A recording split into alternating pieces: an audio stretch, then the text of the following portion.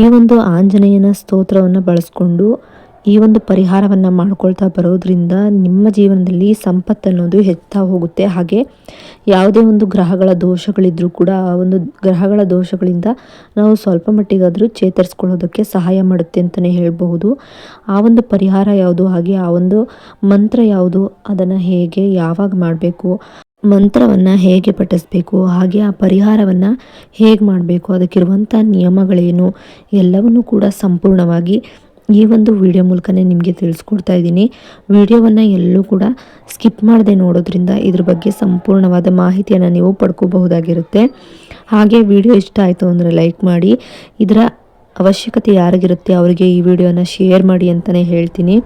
ಮೊದಲನೇದಾಗಿ ಯಾವುದೇ ಒಂದು ರೀತಿಯ ಪೂಜೆ ಪುನಸ್ಕಾರಗಳನ್ನು ಮಾಡೋದಾಗಲಿ ಅಥವಾ ಮನೆಯಲ್ಲಿ ಯಾವುದೇ ರೀತಿಯ ಹೋಮ ಹವನಗಳನ್ನು ಮಾಡೋದಾಗಲಿ ಅಥವಾ ವ್ರತಗಳನ್ನು ಮಾಡೋದಾಗಲಿ ಮಾಡುವಾಗ ನಾವು ಮನೆಯನ್ನು ನೀಟಾಗಿ ಸ್ವಚ್ಛವಾಗಿ ಇಟ್ಕೊಬೇಕಾಗುತ್ತೆ. ಹಾಗೆ ಮನೆಯಲ್ಲಿರುವಂಥ ನೆಗೆಟಿವ್ ಎನರ್ಜಿಯನ್ನು ಹೊರಗೆ ಹಾಕಬೇಕಾಗುತ್ತೆ. ಹೇಗೆ ಹೊರಗೆ ಹಾಕೋದು ಅಂದರೆ, ಮನೆಯನ್ನು ಸ್ವಚ್ಛವಾಗಿ ಗುಡಿಸ್ಕೊಂಡ ನಂತರ ಮನೆಯನ್ನು ಒರೆಸೋದಕ್ಕೆ ನೀರು ತೊಗೊತೀರಲ್ಲ, ಆ ನೀರಿಗೆನೆ 1 ಹಿಡಿ ಉಪ್ಪು, ಕಲ್ಲುಪ್ಪನ್ನು ಹಾಕಬೇಕು. ಹಾಗೆ 1 ಚಮಚದಷ್ಟು ಅರಿಶಿಣ ಪುಡಿ, ಪ್ಯೂರ್ ಅರಿಶಿಣ ಕೊಂಬಿಂದ ತಯಾರಿಸಿರುವಂಥ ಅರಿಶಿಣ ಪುಡಿಯನ್ನು ನೀವು ಮನೆಯಲ್ಲೇ ತಯಾರಿಸಿ ಇಟ್ಕೊಬೇಕು. ಅರಿಶಿಣ ಕೊಂಬಿಂದ ಅರಿಶಿಣ ಪುಡಿನ ಮಾಡ್ಕೊಂಡು ಇಟ್ಕೊಂಡ್ರೆ ಆ ಒಂದು ಅರಿಶಿಣ ಪುಡಿಯನ್ನು ಬಳಸ್ಕೊಂಡು ಮನೆಯಲ್ಲಿ ಏನು ನೆಗೆಟಿವ್ ಎನರ್ಜಿ ಇದೆ ಅದನ್ನು ದೂರ ಮಾಡ್ಕೊಬೋದಾಗಿರುತ್ತೆ. ಕಲ್ಲುಪ್ಪು ಹಾಗೂ ಅರಿಶಿಣವನ್ನು ಬೆರೆಸಿರುವಂತಹ ನೀರಲ್ಲಿ ಮನೆಯನ್ನು ಒರೆಸ್ಕೊಳ್ಳೋದ್ರಿಂದ, ಹಾಗೆ ಮೂಲೆಯಲ್ಲಿ ಇರುವಂಥ ಸಂಧಿಗಳಲ್ಲಿ ಕೂಡ ಈ ಒಂದು ನೀರಿಂದ ಒರೆಸ್ಕೊಳ್ಳೋದ್ರಿಂದ, ಧೂಳನ್ನು ತೆಕ್ಕೊಳ್ಳೋದ್ರಿಂದ ಕೂಡ ನೆಗೆಟಿವ್ ಎನರ್ಜಿ ಏನಿರುತ್ತೆ ಅದೆಲ್ಲ ಆ ನೀರೊಳಗೆ ಟ್ರಾನ್ಸ್ಫರ್ ಆಗುತ್ತೆ ಅಂತಲೇ ಹೇಳ್ಬಹುದು. ಆನಂತರ ಆ ನೀರನ್ನು ನೀವು ಹೊರಗಡೆ ಗಿಡ ಮರಕ್ಕೆ ಅದನ್ನು ಚೆಲ್ಲೋದ್ರಿಂದ ಕೂಡ ಆ ಎಲ್ಲ ಮನೆಯ ನೆಗೆಟಿವ್ ಎನರ್ಜಿ ಎಲ್ಲ ಕೂಡ ಹೊರಗೋದಂಗೆ ಆಗುತ್ತೆ. ನಂತರ ನೀವು ಸ್ನಾನನ ಮಾಡಿಕೊಂಡು, ಅಂದರೆ ಸ್ನಾನಕ್ಕೂ ಕೂಡ ಒಂದಿಷ್ಟು ಕಲ್ಲುಪ್ಪನ್ನು ಹಾಕ್ಕೊಂಡು ಹಾಗೆ ಒಂದು ಅರ್ಧ ಹೋಳು ನಿಂಬೆಹಣ್ಣು ಹಾಕ್ಕೊಂಡು ಸ್ನಾನ ಮಾಡೋದ್ರಿಂದ ಕೂಡ ನೆಗೆಟಿವ್ ಎನರ್ಜಿ ಏನು ನಿಮ್ಮ ಬಾಡಿಲಿ ಇರುತ್ತೆ ಅದು ಕೂಡ ದೂರ ಆಗುತ್ತೆ ಅಂತಲೇ ಹೇಳ್ಬೋದು. ಇದಾದ ನಂತರ ನೀವು ಶುದ್ಧವಾದ ನಂತರ ದೇವ್ರ ಮನೆಯೆಲ್ಲ ಸ್ವಚ್ಛ ಮಾಡಿಕೊಂಡು, ಸೇಮ್ ಮನೆ ಒರೆಸುವಾಗ ಏನು ಕಲ್ಲುಪ್ಪು ಮತ್ತು ಅರಿಶಿಣ ಹಾಕಿರ್ತೀರ, ದೇವ್ರ ಮನೆ ಒರೆಸುವಾಗ ಕೂಡ ಕಲ್ಲುಪ್ಪು ಮತ್ತು ಅರಿಶಿಣ ಹಾಕ್ಕೊಂಡು ದೇವ್ರ ಮನೆಯನ್ನೆಲ್ಲ ಸ್ವಚ್ಛ ಮಾಡಿಕೊಂಡು, ದೇವ್ರ ಸಾಮಾನೆಲ್ಲ ಸ್ವಚ್ಛ ಮಾಡಿಕೊಂಡು ಪೂಜೆಗೆಲ್ಲ ರೆಡಿ ಮಾಡಿ ಇಟ್ಕೊಂಡು, ನೀವು ಪೂಜೆ ಮಾಡೋಕ್ಕೆ ಮುಂಚೆ ಸಂಕಲ್ಪ ಮಾಡಬೇಕಾಗುತ್ತೆ. ಏನೇ ನಿಮ್ಮ ಮನಸ್ಸಿನಲ್ಲಿ ಕೋರಿಕೆಗಳಿದೆ ಅದನ್ನೆಲ್ಲ ಸಂಕಲ್ಪ ಮಾಡಿ ದೇವ್ರ ಮುಂದೆ ಹೇಳಿಕೊಂಡು ದೀಪವನ್ನು ಹಚ್ಚಿ, ನಂತರ ಒಡೆದೇ ಇರೋಂಥ ಅಕ್ಕಿ ಕಾಳುಗಳನ್ನು 9 ಅಕ್ಕಿ ಕಾಳುಗಳನ್ನು ನೀವು ಆರಿಸ್ಕೊಬೇಕಾಗುತ್ತೆ. ಚೆನ್ನಾಗಿರೋವಂಥ 9 ಅಕ್ಕಿ ಕಾಳುಗಳನ್ನ ಆರಿಸ್ಕೊಂಡು ಅದನ್ನು ಕೈಯಲ್ಲಿ ಇಟ್ಕೊಂಡು, ಅಂದರೆ ನಿಮ್ಮ ಬಲಗೈಯಲ್ಲಿ ಇಟ್ಕೊಂಡು ಎಡಗೈನ ಮೇಲೆ ಮುಚ್ಕೊಂಡು ನೀವು ಪ್ರಾರ್ಥನೆ ಮಾಡ್ಕೊಬೇಕಾಗುತ್ತೆ. ನಿಮ್ಮ ಇಷ್ಟಾರ್ಥಗಳು ಏನಿದೆ ಅದನ್ನು ಹೇಳ್ಕೊಬೇಕಾಗುತ್ತೆ. ಇದನ್ನು ಮಂಗಳವಾರ ದಿನವೇ ಮಾಡಬೇಕಾಗುತ್ತೆ.